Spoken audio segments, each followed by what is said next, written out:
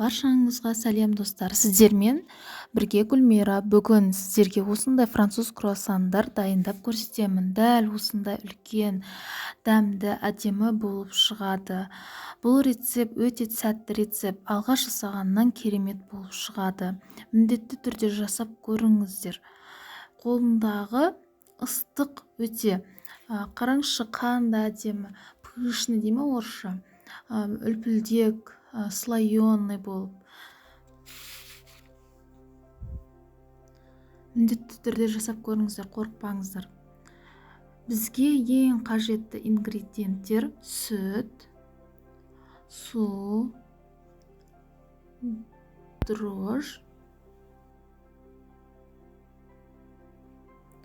қантымыз бірге, ішінде тұз да салғанмын. Қант пен тұзды саламыз. Сұйық майымызды құямыз.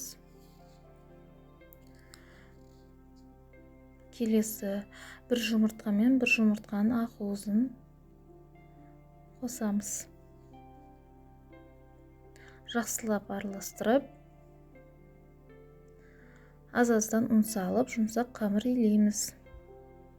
Достар, ұнды бәрін бірге салып жүрмеңіздер. Онда қамырымыз қатты болып қалады. Аз-аздан салып, жұмсақ қамыр илейміз. Жылы жерге жарты сағатқа қоямыз. Қамырымызды ашып қалды.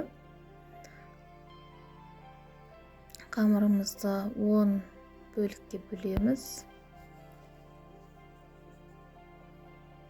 Сұдық қамырларымызды топ-томалақ қылып, бетін жауып қоямыз. Қамырларымызды жұқа қылып, қатты жұқа қылып жүрмеңіздер. Қатты қалың да емес, жұқа емес, жаямыз. Арасына міндетті түрде ұн сеуіп тұрыңыздар, онда қамырларыңыз жабысып қалуы мүмкін. Бөлме температурасында тұрған сармайымызды осылай жұқа қылып, қамырдың бетіне жағып шығамыз. Әр бөлікке осылай қайталаймыз.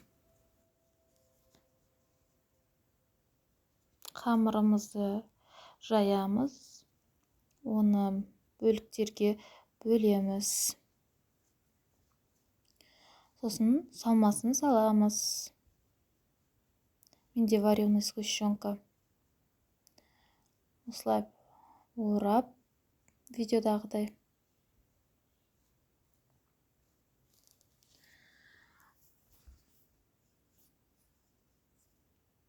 Сіздерге ұнайды деген ойдамын. Ортасы толықтай піседі, қорықпаңыздар. Міндетті түрде жасап көріңіздер.